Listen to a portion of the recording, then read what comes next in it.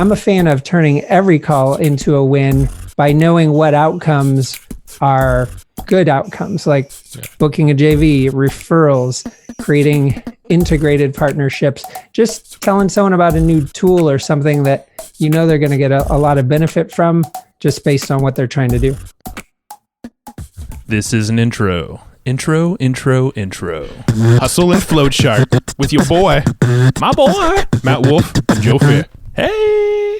All right, you are in for a treat today, my friend. So we are having Charles Byrd on the podcast, or we have Charles Byrd on the podcast.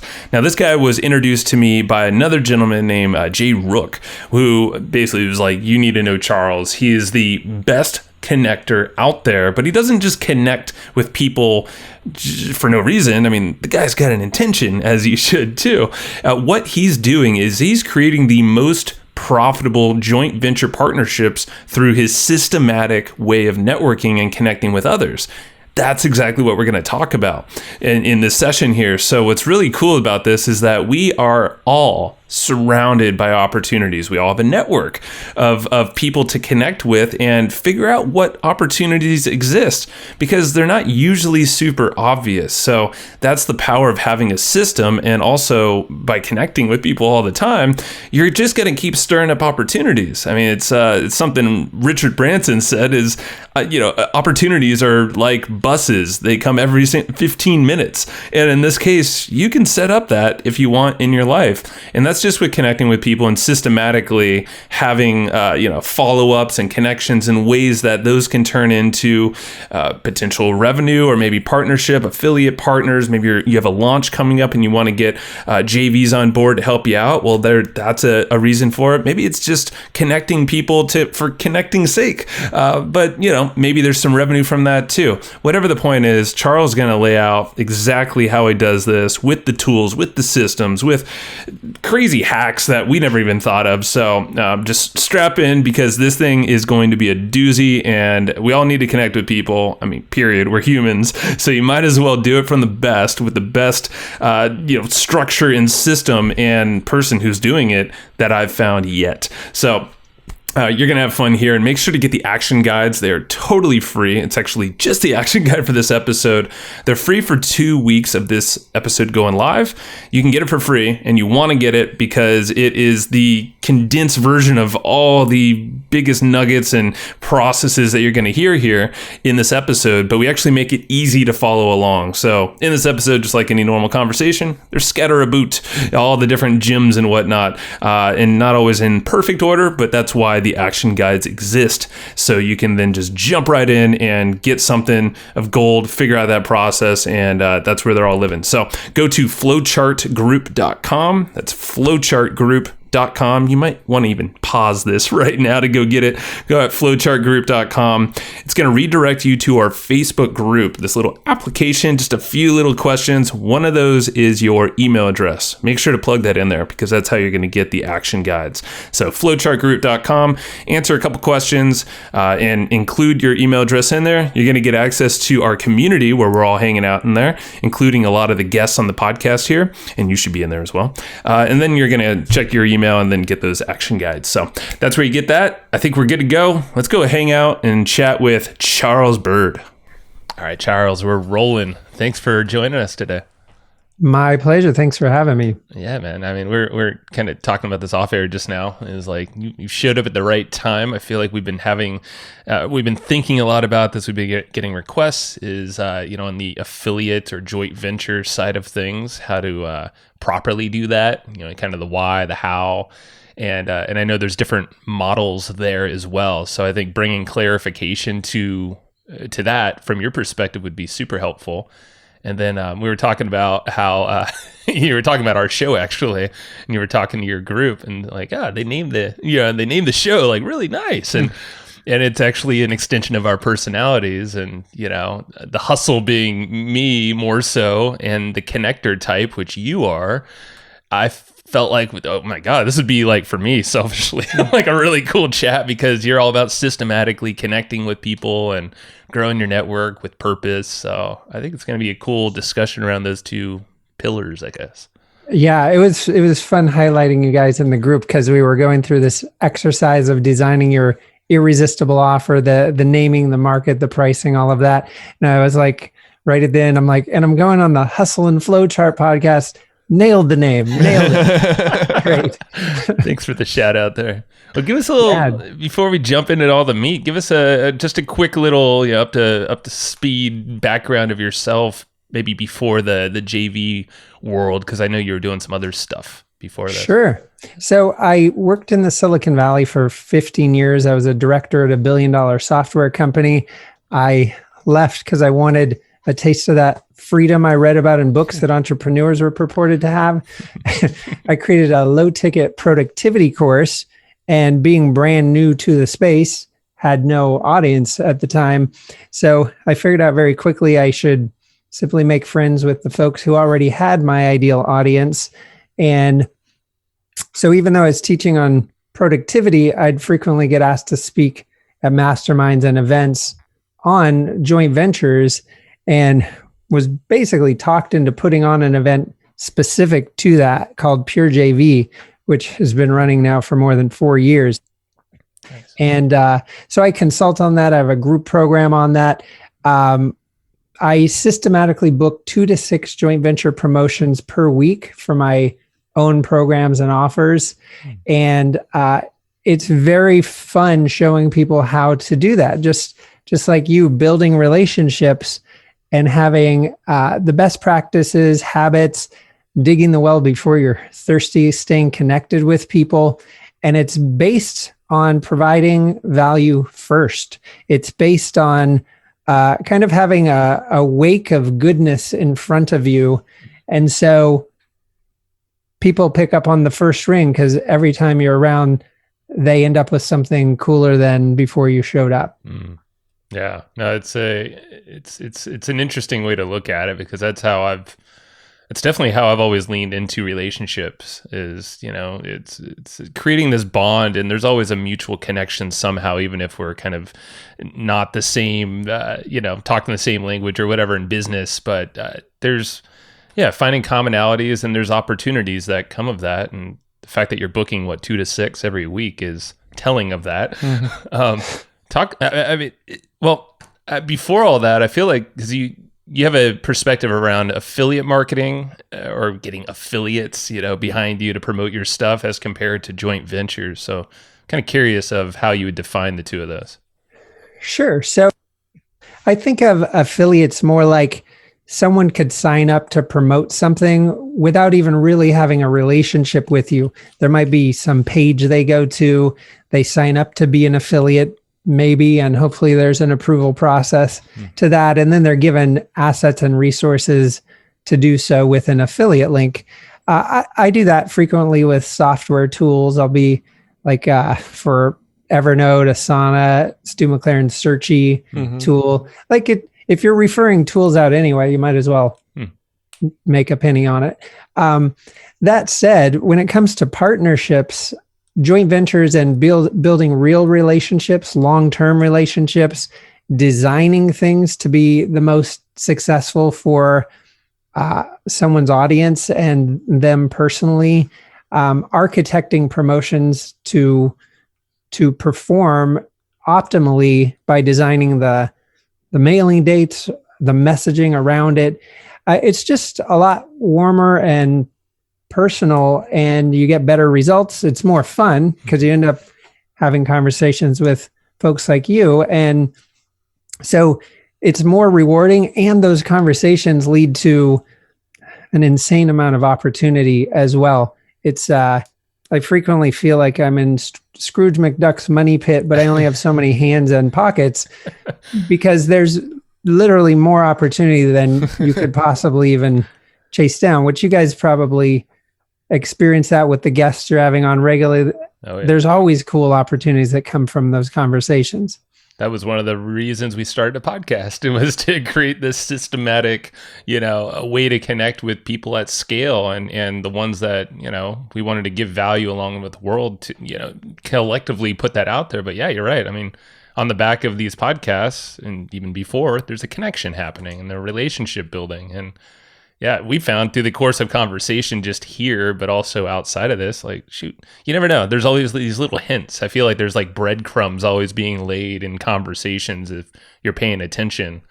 You can either partner up or maybe you refer someone else to someone else. It's kind of like Jay Rook did for you. He's like, hey, you got to chat with Joe and maybe there's a podcast or something here. You guys seem like similar people. So it's... Yeah, I consider it connecting the dots for others simply by listening first, like listening to what people are into, who their market is, their ideal clients, their core offers. Because when you learn about that, it puts you in a wonderful position to help them. Maybe you know an ideal client for them, so you can send that referral.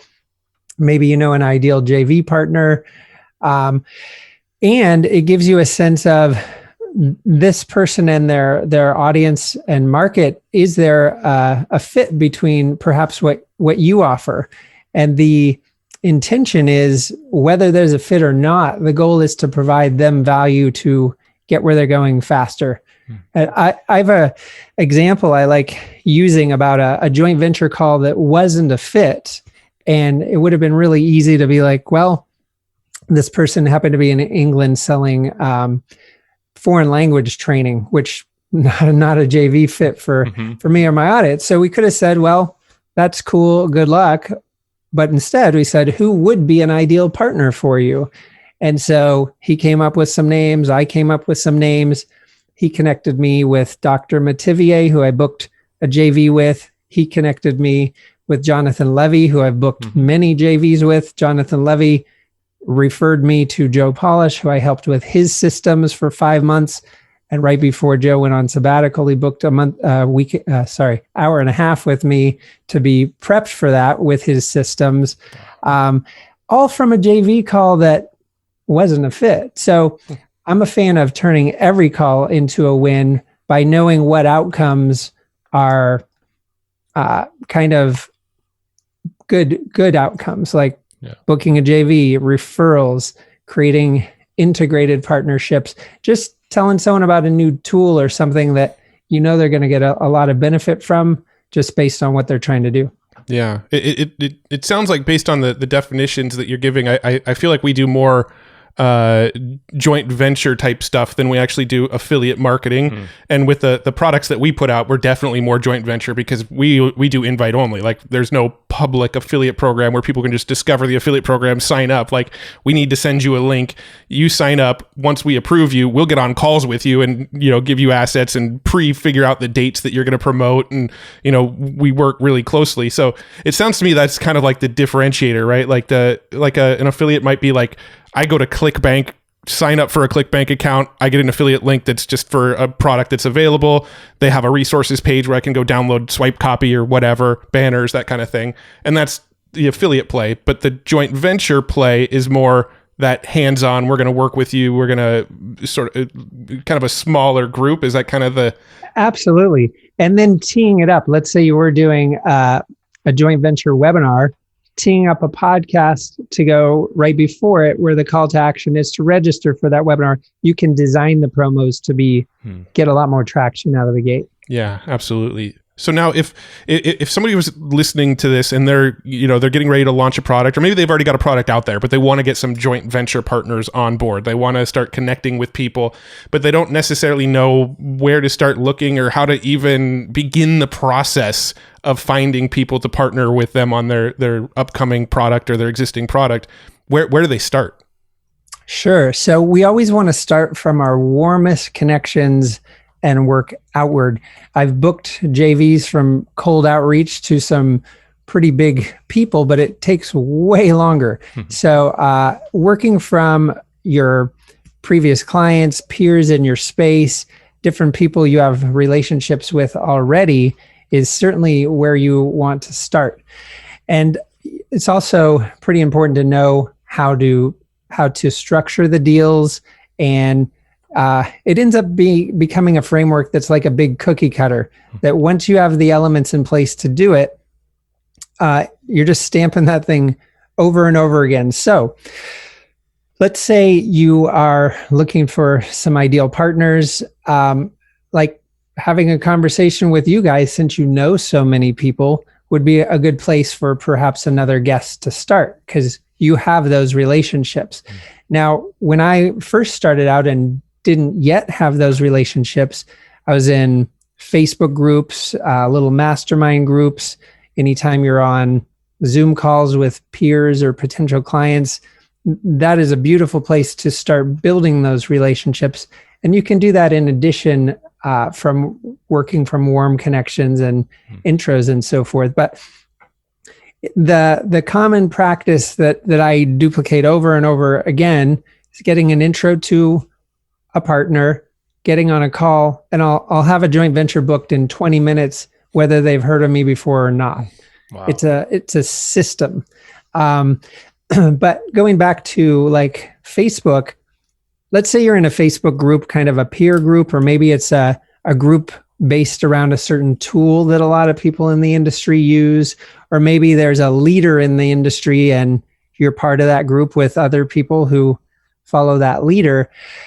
Look for who is contributing value in the group, who's making posts that really are quality, people that it's clear they're getting traction and they know what they're talking about. Start liking their posts, start commenting back, start dialogue, then ping them in Messenger, maybe in relation to that thread or something that complements that type of conversation, and simply invite them to a virtual Zoom chat. And the actual language I use, excuse me. So let's say, hey, Joe, this great thread on, XYZ topic. Love to hear more about what you're up to in 2021. Up for jumping on a call in the next week or two to explore ways we might be able to support each other. Notice I didn't say to explore ways to cross promote each other, because that puts a big fish hook in your lip for no reason. And you don't even know if there's a pairing yet. So by framing it as explore ways to provide value to each other, now we have thousands of ways to accomplish that. Intros to ideal clients, intros to ideal partners. Maybe you're redoing your website and you need like a copy person. Like, simply by asking and listening, there's always a path to help someone. How would you, this is gold, because this is where a lot of folks listening, if they don't have a community, this is how you get that network going, because they've probably heard us talk about it a lot, because that's one of the first questions or common questions we get is, how do you get all these guests on our show? Like, how do you get these kind of names? And it's what you just described. Like, yes, we had our own network we started with, which we've asked for referrals and built out from. But we've done a lot of the cultivating, like you've said as well, in these other communities, like in the podcast community. There's ways that we've kind of cultivated it there, and then it snowballs. Again, it really doesn't take a lot either. It's almost like you find a handful, maybe 3 folks that trust you, connect with you on a deep level, your mission, beliefs, and you support them, obviously, with all the things that you just said, refer them around, maybe do some deals. But then they're going to start to grow that network with you in the brand new space. And it's pretty cool to do. I mean, it's actually a fun game, I feel like. It is. And like right now we're expanding my sales team, because right now you're looking at the sales team. And so just because of that network and nurturing, I mentioned it to one friend, and next thing you know, I'm talking to the guy who built Tony Robbins' sales team, and he's connecting me with like top end sales folks, because that network's in place. And even for him, I'm connecting him to communities that are perfectly aligned with his goals and the integrity he brings to business.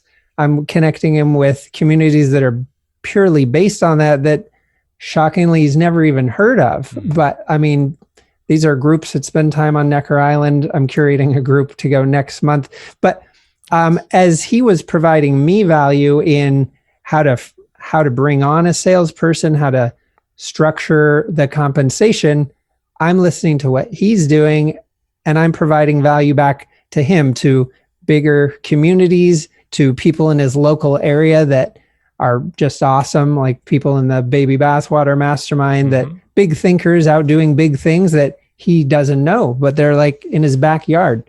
Wow. One story that I enjoy is I was talking to a guy in Israel, and the conversation's going along, and I'm like, "Oh, do you know so-and-so in Israel, Jonathan Levy? Do you know this person?" And he didn't know any of them. And I don't typically do it this way, but I connected 12 people in Israel all in the same email. Oh, wow. And the next week they had a mastermind, and some of them are best buddies to this day. And I've never even been to Israel, but it's simply paying attention, like who people are, what their like magic trick gift is to the world. What are they into? Where do they live geographically? And that gives you all these little entry points to provide value to them. Now, how do you approach it without them feeling like there might be ulterior motives behind the connection, right? Because so with us, for example, with this podcast, I feel like networking is really, really easy for us because we invite people on the podcast. We're basically going and saying, hey, here's a way we can add value to you. Come on our show. And that's how the connections open up. So it's like we're approaching with like, we're going to give you something of value. We may get something in return. We may not. We don't care. We just want to provide value for our audience. And that's how we've always approached it with the podcast, which makes networking really, really simple. So I'm curious, if you don't have a podcast, how do you sort of approach it so that people feel like comfortable getting on the call with you in the first place? Sure. So, one, let's loop back on the podcast, because when we look at giving people reasons to connect, the show is a beautiful one. And I'll point out, after you're talking with someone for 30 or 40 minutes, there's so much gushy rapport going on. It's the best window ever to book a joint venture right after. So designing opportunities like that, let's say you don't have a show. I never actually had a formal show, but I would interview people and share it with my audience, put them up on Facebook or do a Facebook Live. I just did a Facebook Live with Eben Pagan about a month ago and Lisa Sasevich about a month before that. I don't have a formal show, but simply inviting people to do a Facebook Live is a great way to help them get more eyeballs on their message and what they're up to. It also creates that beautiful opportunity to connect and get to know them, along with building that rapport. So that podcast, summit, simple things like I just mentioned, a Facebook Live, how much setup's involved with that? Not a ton, but you get the same value. I've done over 70 interviews with people like David Allen and other names, like bigger names, and I've never had anyone decline being interviewed. Yeah. No, and that's before anyone had any reason to come on a show with me. Yeah. I mean, we've found similar results with this show. Most people are very happy to come on the show without, asking download numbers or even really caring how big the audience is. So, yeah, that's true. I really like the idea of the live stream too, because like everybody can kind of cultivate at least a small community in like a Facebook group or something, and then that's your entry point. Let's start doing Facebook Lives to the group. Ideally, more people want to join the group because they hear about the Facebook Lives, and you can kind of snowball it. Yeah, exactly. In my program, we call that a social JV. So we have JV webinars, we have referral partnerships, embedded partnerships, where let's say you joined my program and there was a module on building relationships with podcasting that you guys put in my program. Now more people are hearing about you in the context of joint ventures, and so you can embed these pathways that give recurring traffic like that. I even had Jordan Harbinger hit me up to do an interview, and that guy gets millions of downloads. If people have their own vantage point, but I'm like, this dude's coming on my show? Okay. Yeah, we had him here as well. And it's very interesting. I think there's a lot of belief or understanding now that it's not the bigger the list, the bigger the audience. It's really the relationships. It's the bond that the host, multiple hosts or whatever it is, the glue that holds those people together. And, if there's a tension, in that space, then shoot, like you could probably get almost anyone you want on that show on or a live stream to your Facebook group.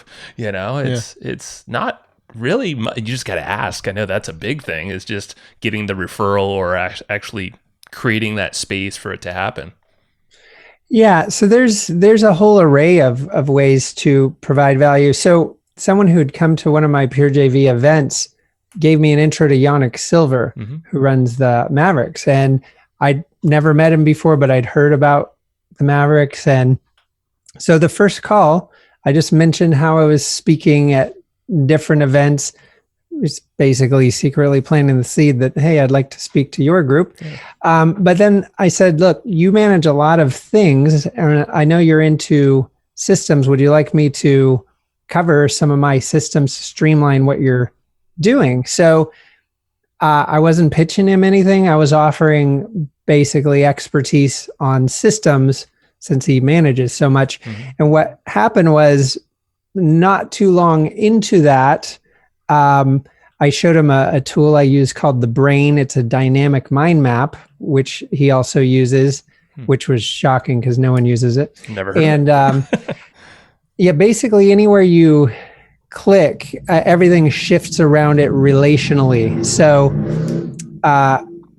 basically after he saw this web of connections, I track all the different verticals like podcasters, high ticket people, copywriters, finance people, and a lot of that rolls around in our heads, but having it in an actual framework to reference, after he saw, it's funny how these words are, after he saw my brain, he said, we're going to need many more sessions, I can tell.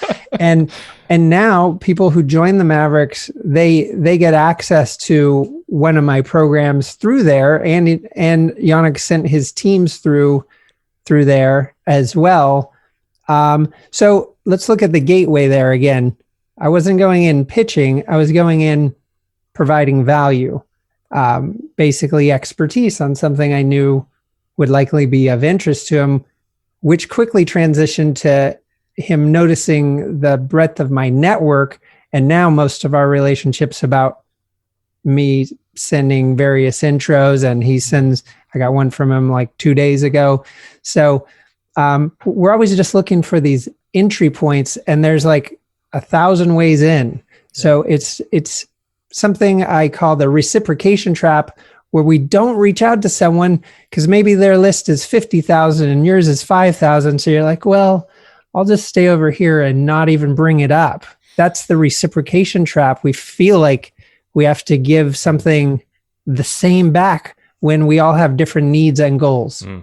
That is something I've thought a lot about. I mean, that happens just in personal relationships. I had this talk with another guy. I'll name his name now, Angelo Cisco. He's been doing more personal coaching with me, but in trade, I'm doing, and it doesn't need to be a trade, but we talked about how there is this stigma, but like I'm giving him some podcast consulting and advising there for his brand.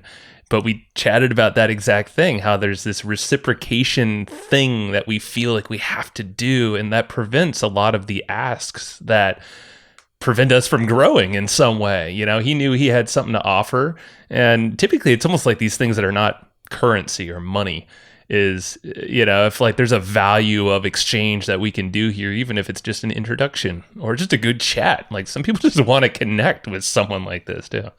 Definitely.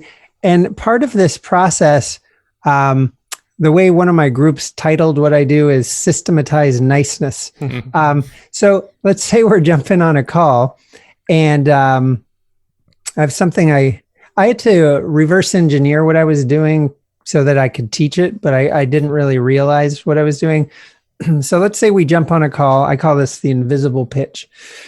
So we jump on a call. You're like, Charles, how are you? And I say, I'm good. I just got off my group program call. Before that, I closed a new private client, and the call before that, I booked a webinar. How are you? Basically, you take things that have momentum in your world, and you bake that momentum into the conversation that also plants the seeds for the outcome of that conversation. So if you were an ideal client prospect, I'd mentioning the systematic booking of JVs, that's enticing. Closing sales, clearly there's momentum there. Or let's say it was kind of a JV call, and you're only taking things that actually happen to you in proximity. But if I tell you I've booked 3 JVs already today, you'll think, okay, there's momentum going on here clearly.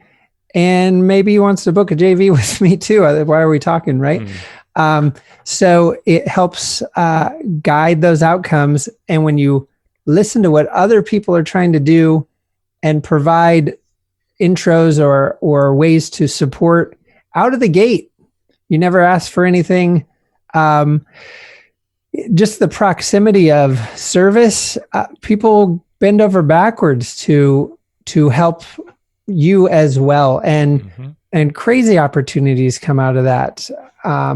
So it's a beautiful synergy, and it's also by design. Yeah. So I'm curious, how do you, at what point and how do you sort of shift the conversation into, them promoting you, right? Up until now, we're building relationships off of like what we can do for them, bring them on the podcast, bring them on a live stream, find connections we can help them make, do the things that benefit them to build the relationship. How does that conversation at some point flip into, okay, now we've got this launch and we'd love your help on it? Like, how do you transition there? I'll give you the actual transition you guys should use because you have a podcast. So we have that setup call we did about being on the show.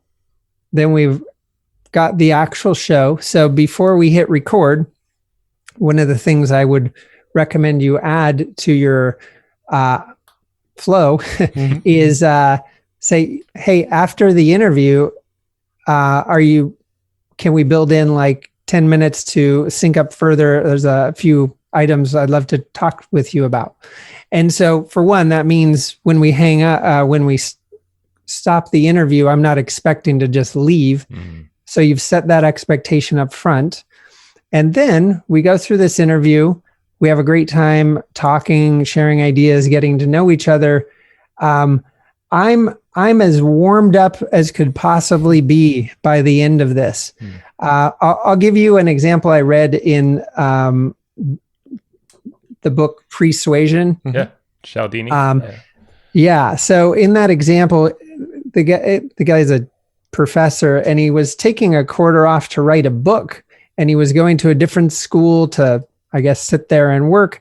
And the dean or principal or whoever runs the place got him the office he wanted, got him like next to the other people he wanted. And he tells him all of this. He's like, I got you the computer you asked for, the this, the that, the that, the that. Oh, can you teach this course for us? And he's like, sure. Even though if they asked the day before or the day after, he would have said no. Not that, I mean, we liked lining these up so they would say yes anyway, but the proximity matters.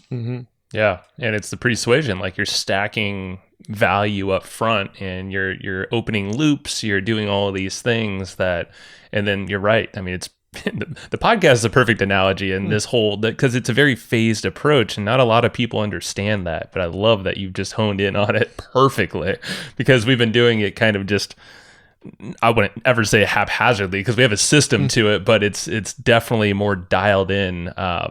There's layers of awareness and relationships like clearly defined in just this right here, which is pretty wild. Yeah, and it's there's so many different entry points. You guys happen to be sitting on a beautiful one that will work really well. I have podcaster friends who, even if they never release the podcasts are worth it just for those connections. Yep. But don't be that kind of podcaster though, please.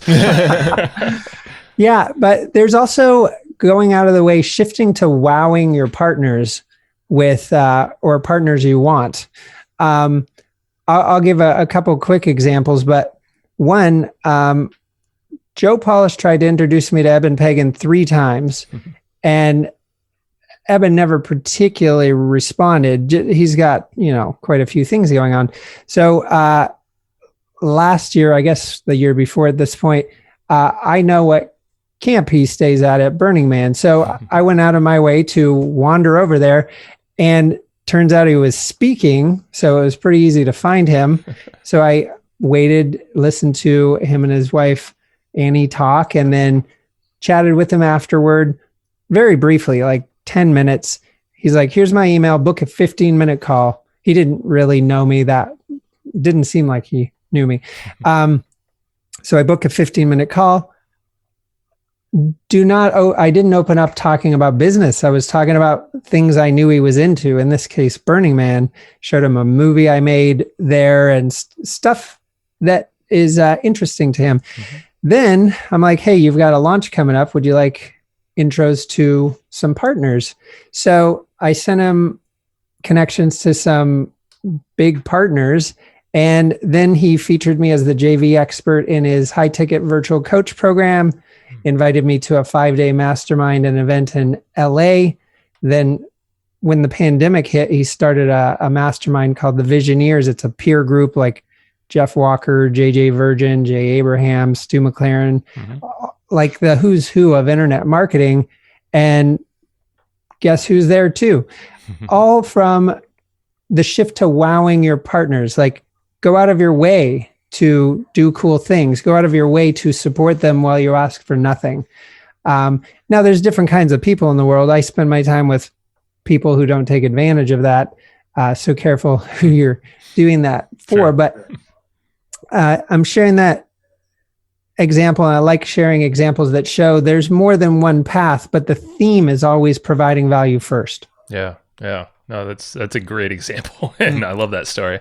I'm super curious, and so I do a lot of what you're saying. I mean, I'm chatting with a lot of people, like, and you mentioned the 15-minute call, like just over the last 2.5 weeks, I've been doing tons of these 15-minute calls, actually with our own audience, which the intention, like, it was kind of, it was actually a challenge by our mastermind. It was Roland Frazier and a few of these other folks. They're like, you just got to throw something out there, and interesting things came back. And it was really in the form of a lot of JV or opportunities. I mean, it's just really good relationships anyway to get feedback.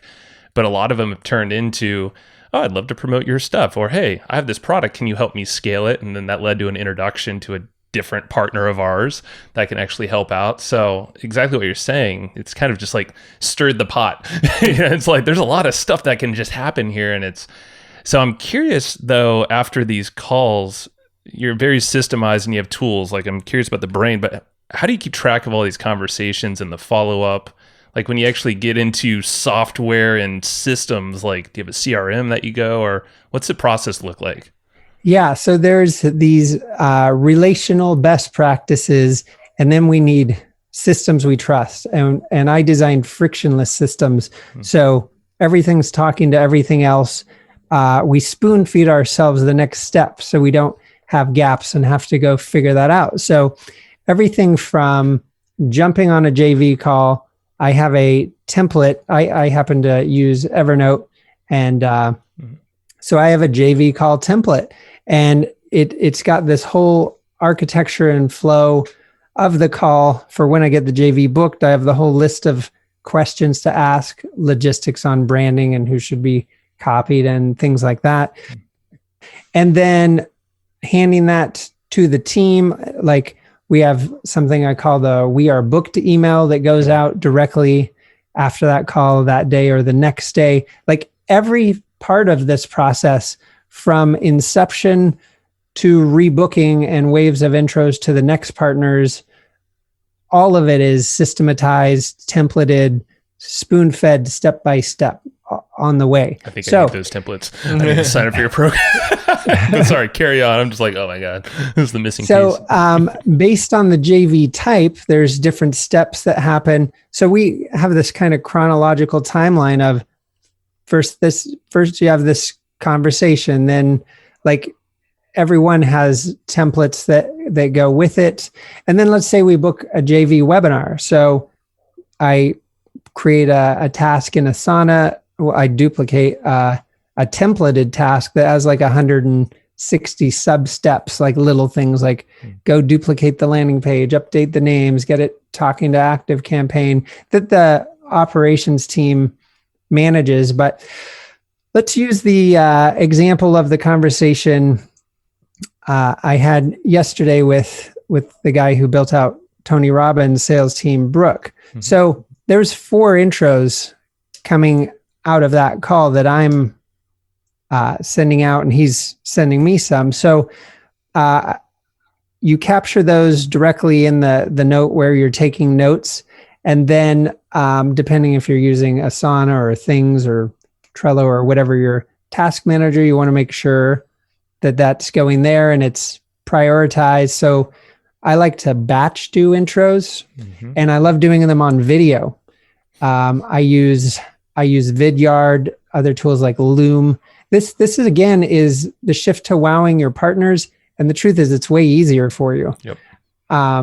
So I can do an intro in 1 minute and 20 seconds, and then get that sent out. And I like doing it as soon as possible. Otherwise, I'll end up with like several to do on a Friday or something. So the conversations, there's systems for the tracking of who to follow up with and when. That does have to do with the CRM side of the solution. And I'm not talking about ActiveCampaign or something like that. This is a CRM system integration for your high-level relationships, like our relationship, high-ticket client relationships, ideal joint venture partner relationships. And I'll give you a simple tip for how to stay in touch and maintain those. I call it the power of the ping.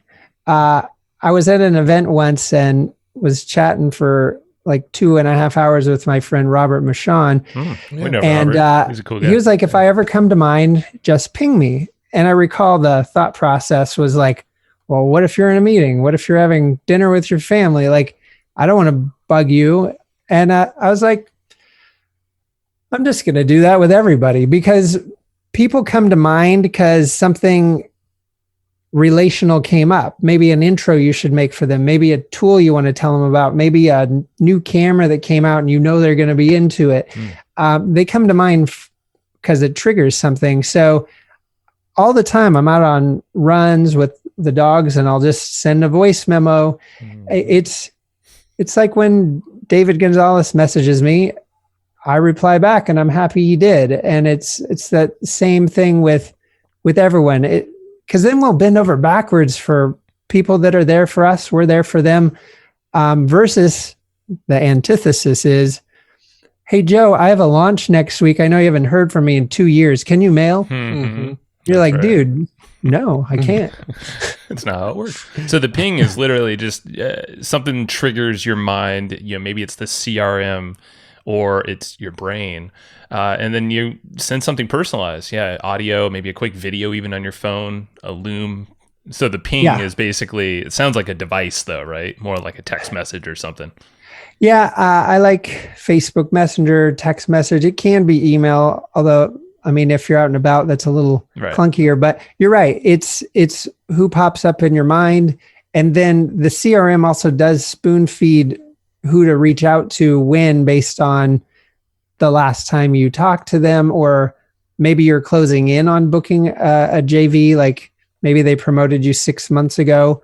So they would be bubbling up in your CRM maybe 3 months after that to book for 3 months later.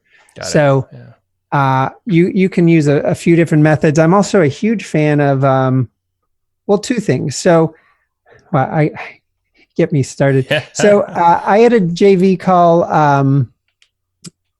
2 yesterday, and one was like, your content would be perfect in my high ticket program in April. So contact me mid-March. So what I did is I use an email tool called Newton. Many tools could do this, but I shot a video, wrote a brief email, and set it for delayed send to go out halfway through March. So I don't even have to remember to check my task list. That's going out. So those little kinds of things to remove the thinking and make sure you're following through. I think that's smart. curious, do you have a specific CRM that you default to? Because I know there's a lot of high level contact schedulers and management tools. What do you prefer? Yeah, so I use Close with a Z, Cloze. Okay, I'm using the right one. It natively integrates with Evernote, which that's how they roped me in. And I've helped many clients get up and going with these integrated solutions, and the results can be wild. I had a recruiting company, nothing to do with internet marketing, worked with their team, put my systems in place, showed them how to connect and build relationships. Checked in a year later, their revenue had gone from about 180K to just shy of 600K by putting these in place. And then on the JV front, a referral from a referral, Alex Mendozian referred me to Mark Bonus, who referred me to Kat, the course builder. Great offer on course building. Had never JV'd before.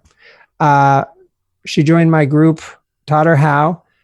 She booked 11 partners in 2.5 days that brought in 127K within the 8-week group program.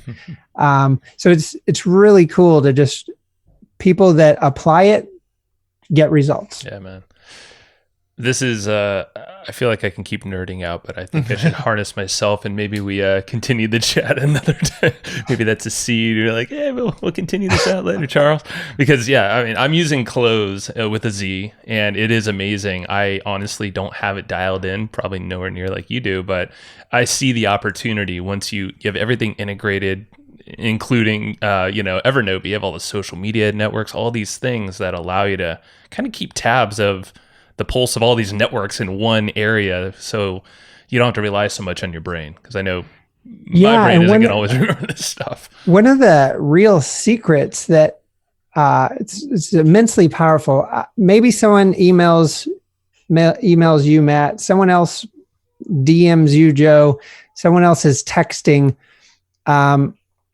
Close pulls a lot of those in automatically, but for those corner cases like LinkedIn messages, Messenger, and text, simply taking a screenshot of the juicy part, saving it into Evernote, now it will automatically go into Close under their name. Ooh.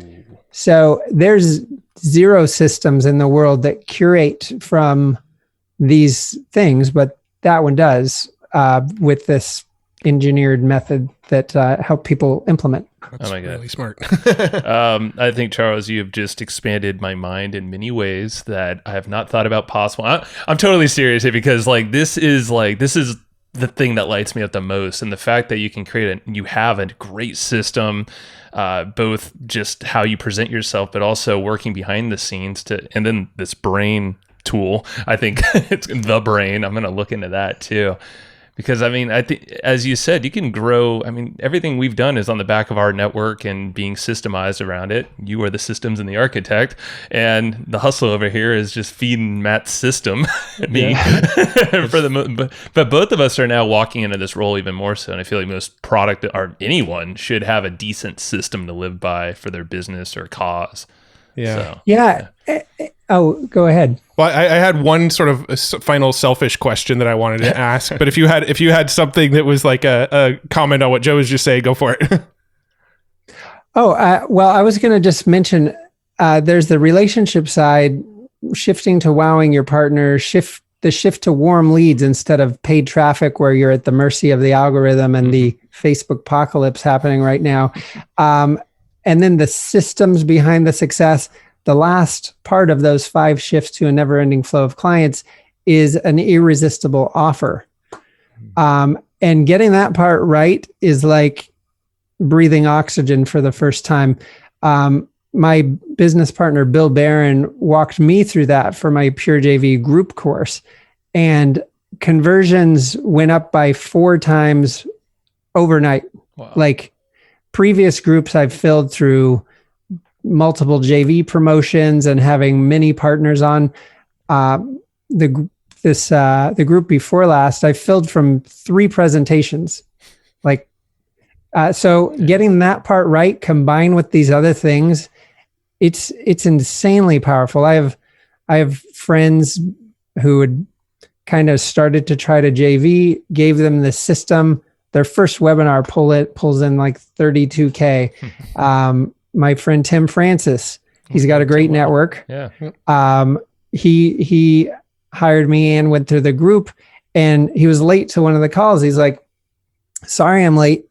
Your system doesn't work so good. In the last 11 days, I've booked 13 webinars and stages. So it's like, it's those things together. It's being great at relationships, but knowing how to guide that to a positive conclusion for everyone. Was that Tim's financial offer, by the way? Well, he's also got the great assistant offer. Yeah, he has both of them. Yeah, because we were a stage for him at multiple times, and I know for a while he was just like he was cranking out presentations. And, and I bet that was probably a result of you. He's one of those voracious action takers. Yes. In fact, Matthew McGregor, who put this system in place, he has an offer on building mobile apps. It got him on Mike Phil-Same's radar, who invested in his company. And now Matthew's list is 350,000 people because he let relationships and systems pop him onto the radar and then got picked up in the current of awesomeness. Yeah, it's rad. Your selfish question. I'll save it for later. I'll ask you the question in email. Bring it.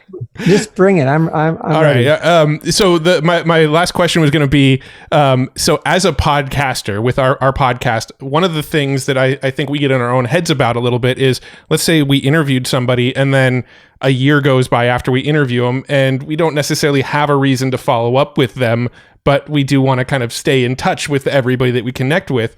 What are some, like, I was just going to ask, like, what's a good sort of route to make sure I stay connected with people, even if I may not necessarily have a real specific reason to connect? I just want to make sure that we're still keeping alive.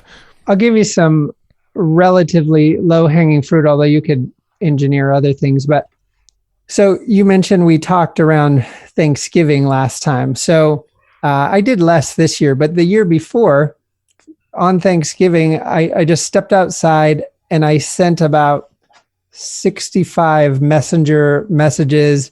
Hey, Joe and Matt, just wanted to wish you a happy Thanksgiving and 2021 to be amazing, blah, blah, blah. Now you're top of mind. Just a friendly little outreach with an excuse, the holiday. But you could come up with them for damn near anything, even if it's, hey, we haven't talked in about a year. I'd love to hear what you're up to. As simple as that. And keeping things clean and light, it's easier for you and it's far more consumable for them. You send someone some novel, they're probably not even going to reply. Cool. So, it's sometimes we overthink things and we get in our own head about what if they're busy? Maybe they don't want to hear from me right now. They do. Just believe they do. Very cool. That's great feedback, man. Charles, I know, so purejv.com, that's your website. And I know you have another cohort coming up, a little 8-week group you mentioned earlier, right? So I think one's probably popping up right around the time this episode goes live, right? Yeah, that's perfect. For any of your fine audience looking to scale with joint ventures, coaches, course builders, consultants, learning how to systematically build relationships, how to seal the deal, how to execute on the JVs. We have those 4 tracks we focus on: JV webinars, referral partnerships, embedded partnerships, and social JVs, along with designing your offer to be irresistible. If you want to book a conversation with me or my team, you can pop over to clarity.purejv.com, clarity.purejv.com, and then we can have a conversation about it. Right on. And we'll put that link in the show notes as well, and we'll shout it out on the top of the episode for you, Charles. I appreciate that. Of course. I'm definitely going to nerd out and look into that myself, because there's a lot of gaps here that I know I can optimize. So appreciate you for sharing. Yeah. And that's the beauty of people in your position, or many of your listeners. You have so much of the recipe, and just filling in a few little things and it gets traction really fast. So it's fun to see that happen over and over again. Right on, man. Well, awesome. Thank you for your time. It's been fun. Thank you both. You good? Oh, I'm solid. Ready to go. You all stretched out? Limber? Gotta have a stretch here and there, Matt. Been sitting a while, but yes, I'm good. You good? Yeah, I'm good. I have a stiff neck, but I woke up with that. That has nothing to do with the call. Stretch it out, bro. I've been trying. You gotta stand up for that. You can't sit in your ass and stretch, Matt. Yeah, well, maybe after this. We'll go for a walk, all right? That'll make your neck feel good. Sweet. Yeah, man. So Charles, I want to hear your thoughts because I felt like this was definitely me nerding out on this side. I mean, we both were, but I want to hear what your big takeaways. I mean, I really like the systematic elements of it. You know, like the using close, the taking screenshots of your text messages and Facebook Messenger, throwing them in Evernote so that they sync to close. That's brilliant. So that like if you have communication with somebody and you're talking to them on emails, you're talking to them in text, you're talking to them on Facebook, the messages are all over the place. Well, using a combination of Evernote and Close and screenshotting the communication, you can have like a central hub for all your communication that's happening right now. Mm-hmm. And then also Close has like that functionality where it will remind you at sort of periodic intervals to like, hey, don't forget to follow up with this person. And when those reminders come, you can just do his, ping method, just like, hey, was thinking about you. I want to say, hey, let's catch up soon.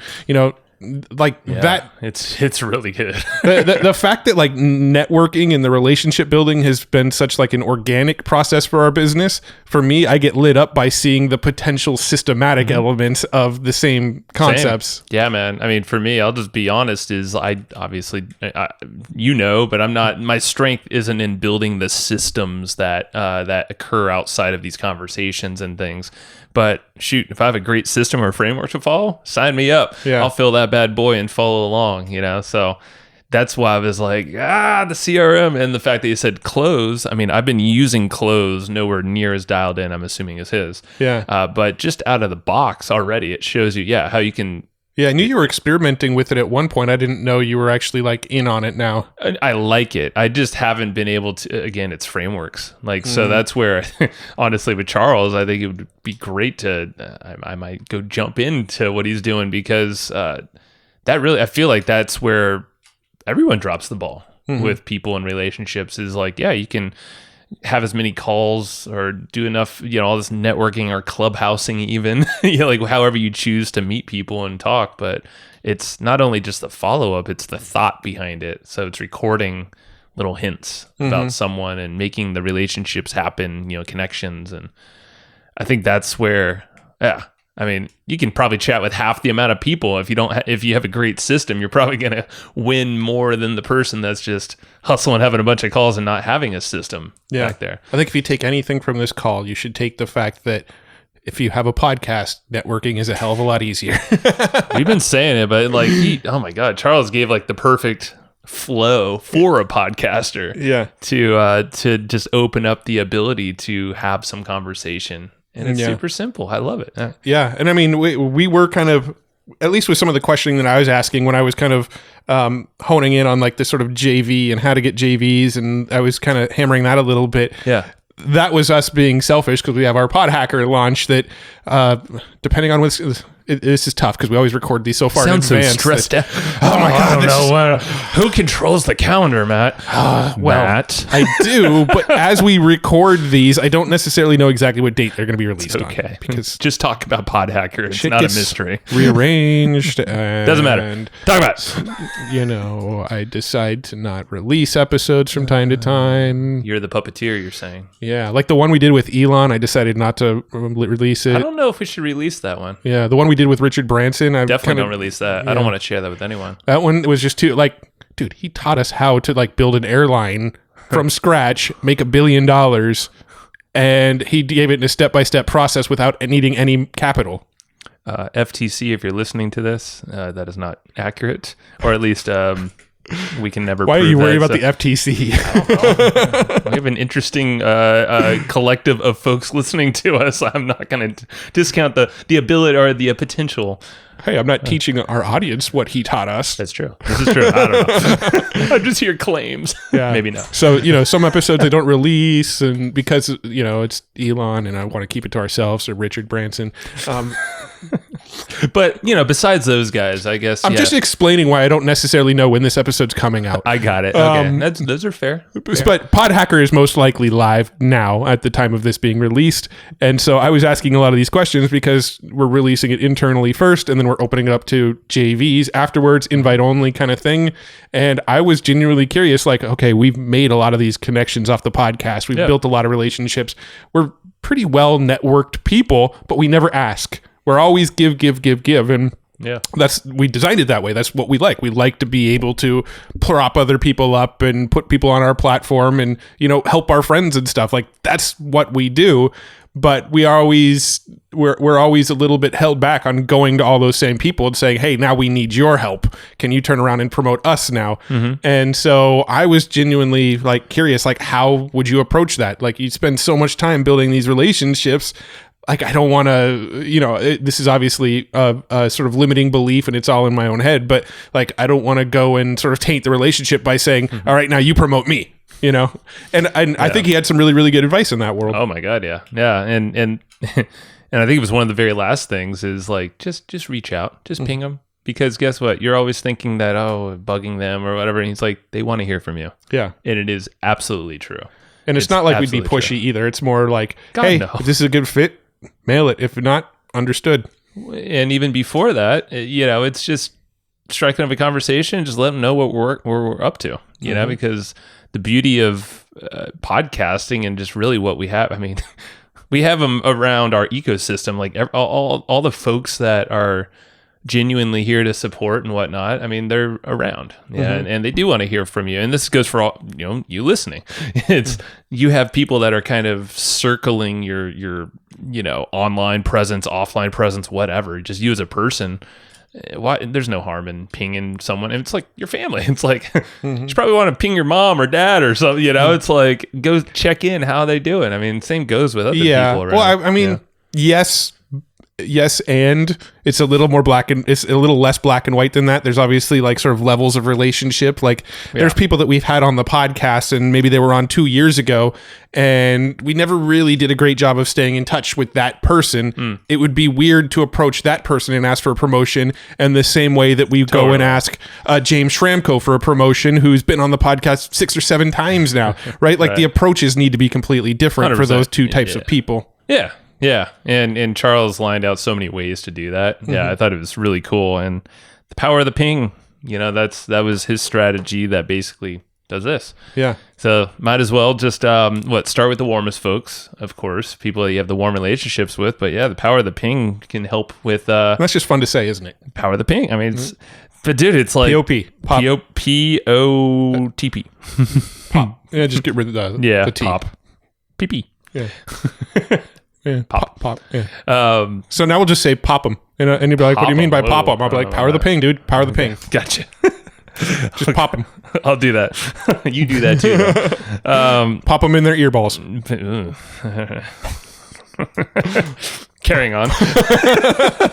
Oh man, I mean that's I don't know. I mean, really, if you're feeling, I feel like there's a lot to unpack here and just to think about. So this conversation with Charles, I know for me, is going to be a thing I'm thinking of for a while, because it's not just networking or connecting, even though those are the words that people use when I'm going to go do networking. I'm going to go on Clubhouse and meet some people. And I mean, you've heard us. Sounds very disingenuous. It totally does. You're a human. You're just chatting with people around similar interests and things. And if you can grow a relationship with great value exchange, as it should be, because that's people supporting people. I mean, it shouldn't be more complicated than that. Yeah. And the whole, that was the thing, the reciprocation piece of things. He brought it up and how totally I spoke about how Angelo Cisco, he's been on the podcast here, but he's actually been coaching me on the side. Like we say, a couple hours a month, and we just a couple hours for me, and then it'd be a separate couple hour call for podcasting for him. We just happen to arrange that way. But it started off with this whole thing of this reciprocation thing prevents a lot of action from happening. And it's kind of like what, in a way of, I think maybe a cold person in your network you haven't stayed up with. And if you're asking them for something, it feels a lot tougher because I guess the exchange has been further away from, the value maybe that we brought to them or vice versa.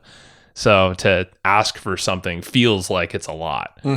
And what I've realized, and Ann just helped me, but even Charles was saying that, is like just the power of the ping is the ability to open up that connection. And you never know, because sometimes these people might be already listening to our podcast, so you're probably more top of mind than you think in some cases, because I know that's been true for us. But maybe it's a social media post they're liking or whatever. I mean, there's like so many other ways to feel like the reciprocation, like that should never stop you. But it's almost like being honest about it, or just putting something out there that just it quickly goes away. But I think that is in a lot of people's minds, is like, but because you see it in the affiliate game a lot, or used to at least. Yeah. It's like, promote me, I'll promote you. And then, or you better promote me or else. It's like, Yeah. I mean, like in closed door conversations, you hear that kind of stuff all the time where people are like, I promoted his launch, did really well, made him a lot of sales. And then when I did my launch, like he didn't promote me. So that guy's a jerk, right? Like that conversation's very, very common in the sort of internet marketer, digital marketer world. And that kind of sours you to that whole like launch model, JV affiliate model, where like you kind of get the impression that like you need to promote other people's junk so that they'll turn around and promote you, right? And I think that's sort of been like baked into our consciousness over the years, is like that's the way it works. But at the end of the day, no. When you promote something, that's where the value exchange starts and ends, right? 100%. If I promote your product, as a thank you, you give me commissions. There you go. End of transaction. Yeah, and or maybe there's just maybe the launch bombed and your promo sucked, or theirs did. Doesn't mean they're a bad person, or you shouldn't keep that relationship alive and find other places or ways to explore helping each other. Or maybe it's just like, I was a bad partner for you. Here, you should talk to this guy over here, or this gal. They have a great audience. And it's like, whatever. But yeah, you're right. I mean, like I felt like it was when we were coming up in marketing, that was like the heyday of launches, and you saw a lot of that happening. And I mean, it's different mindset. And different times, I think, too. Yeah. I mean, I feel like I made mistakes early on in my career following that kind of thing, where I would go and promote launches of products that I didn't totally believe in, but I was doing it thinking like, well, if I do this, then they're going to promote my thing in the future. And it was the wrong approach. Like I look back at that. Totally. I don't regret it. Everything was a learning experience, but I look back at it and go, that was probably a mistake. Like I probably could have approached that better. My relationships with some of these people might be better if I had approached it differently. So I look back at that and go, I mean, that's not the way to do it. I mean, I think Charles brought it up. I know when we spoke with Ryan Lee on another episode, he even said straight up, he's like, you're obviously not promoting software, or in our case, a lot of software, but affiliate products, just because the EPCs are high, the earnings per click, or the commission is 95%. Yeah. We got to blast this out. And it's like, no, because... When was the last time we promoted a product because we were excited about the numbers they told us? I mean, I don't remember one, because each one of these were genuine. I mean, at least in the span of this podcast, I feel like in the last 5+ probably ever. I can't think of any products like that I like in our recent memory where we promoted it because somebody said, "Oh, you can expect this kind of EPC," or "This is the amount of money you'll make if you make it on the leaderboard," or like none of that. Really, the stuff that we've promoted, we went, that tool is freaking awesome. I want to use it in my business. Other people need to know about this. That's been our approach to 100%. Affiliate marketing. That's it. And it doesn't need to be more complicated than that. Yeah. And that's, I think, even with relationships, like we'll just kind of take that same philosophy as like, if we see value in for this person and they're trying to get this thing done, this goal, like help them out, and that's pretty much what Charles was saying. And just with that thing, I mean, there is always a pull for reciprocation. So it's not like reciprocation is just dumb and it's in what Cialdini's his first book, Influence. That's ironic. That was like one of the very first books I saw on your bookshelf full of like 500 books was Influence. I was like, great, thanks. But like, I think that was one of his principles, right? It's reciprocation. So it's like that's baked in our brains. So it makes sense why this is a blockage sometimes. And reciprocation is not necessarily a bad thing. No, not at all. If the product fits and it makes sense, and like I have something of value that your audience would want, and you have something of value that my audience would want, then a reciprocation makes perfect sense. It's great. It just needs to be. It can't be the rule. It needs to be like if this works out kind of thing. Yeah, for sure. And I think.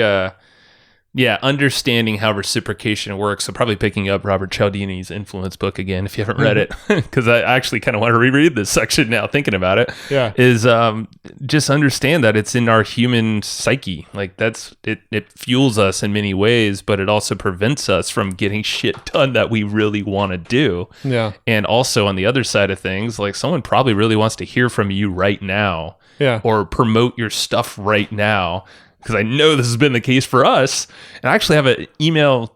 I mean, I've had emails in my inbox for a while. I mean, not right now, this current state, but like where people are like, hey, let me know when you got something to promote. And so I'm like, fuck, I just don't have anything. Like, it's like, it's so cool because when you put it out there, people will willingly just email you out of nowhere. And like, I want to promote your stuff. Yeah. I think like really the best analogy that I remember hearing, and I'm going to totally butcher it, but it came from Jesse Elder. And I think I've even mentioned it on the show before, is the whole planting seeds analogy. So he talked about like networking and building relationships is just a process of going and just constantly planting seeds all the time. Like your network, the people you're talking to, the relationships you're building, you're just out there planting seeds. Every time you have a call with the people, that's like you watering them or fertilizing them or doing the things that are going to help those plants grow. Yep. And some of the plants you eventually harvest, some of them are just a beautiful plant that you just love to watch bloom, and there's no need to harvest it. And some of them will just never even grow. Some of them will sprout and die, and you don't use them. But I just like that sort of analogy of like just constantly be spreading the seeds. Don't worry about when you're going to harvest them or how you're going to harvest them. Just focus on planting the seeds all the time. It's true. I like that. So I think that's a really good analogy for how networking should be approached. Yeah, you plant the seeds, and then Charles is over here with the fertilizer. Yep. He's the systems which allow the right seeds to grow into a flourishing, abundant, fruitful plant. Yeah, let's go with the fruit analogy because that's just nice to plant fruits. Yeah. If you go with the weed analogy, so that's like the auto grow plant where it's a little bit easier to grow the plant versus then you can harvest and make some money off of that if you wish, or just give it away for being a cool person. So yes, we don't know much about that harvesting stuff, but very curious. But good analogy, Matt. Great analogy. I like where your head went. All right, let's wrap this puppy up. We probably should have said that at the top of the show, but the action guide for this episode is going to be stacked, and it's going to be fun because I'm going to want to see it. So Evergreen Profit, what am I talking about? I'm not even reading Evergreen Profit. I'm looking at a page. You're looking at a paper and saying the wrong thing still. It's great. So our notes, our action guides are free 2 weeks of this episode going live, and you'll get those over at flowchartgroup.com. Yeah, that's flowchartgroup.com. That is our Facebook group and community that you should definitely be in because we're in there along with our different guests, but also the action guides. If you plug in your email address over there, within 2 weeks, you'll get the action guide for this episode for free. Sweet. And it's the Cliff Notes, easy to follow nuggets from this episode at flowchartgroup.com. Flowchartgroup.com. Whoop, whoop. Sweet. And this episode was sponsored by Easy Webinar, our favorite webinar tool created by the one and only Casey Z-Man. Z-Man. And it's just a great tool, right? It does like automated webinars. It does live webinars. It does hybrid webinars. It does streaming. It does a lot more stuff that I'm forgetting the features of right now. There are a lot of names for types of webinars, and They're the umbrella that handles all. It does umbrella webinars. Umbrella webinars. It does Guitar webinars. I'm just looking at guitars as lame. Whiteboard webinars. Tripwire webinars. Ooh, how about Welcome Mat webinars? Well, Welcome Mat webinars. Both of them. That was a callback to the Ryan Lee episode. Yes, it was. They do relationship webinars. Relationship webinar. They do all of those kinds of webinars. I'm sure webinars around Evernote. I'm sure if you're in the adult industry, you can do adult webinars on them. Why not? I mean, it's your audience. You do you. You do. Okay, we're going to leave it there. So, in case you might not want that instead. This is a great sponsorship spot. Easy Webinar. Go get it. It's at easywebinar.com/hustle. He's hooking Hustle and Flowchart users up with a fatty percentage off. You can get the monthly or the annual. I think it's a slightly different percentage based on monthly or annual, but he's still hooking you up because you listen to this show. So go to easywebinar.com/hustle. Now Joe's just pressing all of the sound pads. I meant to, because he doesn't know which one's which. Which one were you going the for? Applause one, but then I picked the wrong one.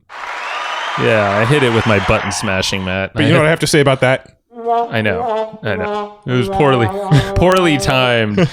Casey, that was not meant for your... It was going for the cheer. It's the yellow pad. All right. Okay. Everybody go to easywebinar.com/hustle.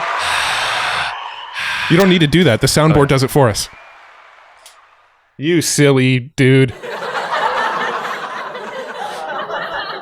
This is great. I never have to laugh. I never have to cheer. I don't have to use any emotions anymore. Our roadcaster is your emotions now.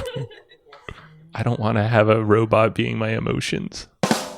Thank God. Okay, that was all a joke. All right, so easywebinar.com/hustle. Sorry for that sponsorship spot, Casey, but this will probably be the best seller. Sorry, this is like a 3-minute sponsor. That is true. We did talk about Easy Webinar for longer than normal. So love you, Casey, and love Easy Webinar. Go get it. Dang it. If you're doing webinars, you need that tool. All right, easywebinar.com/hustle.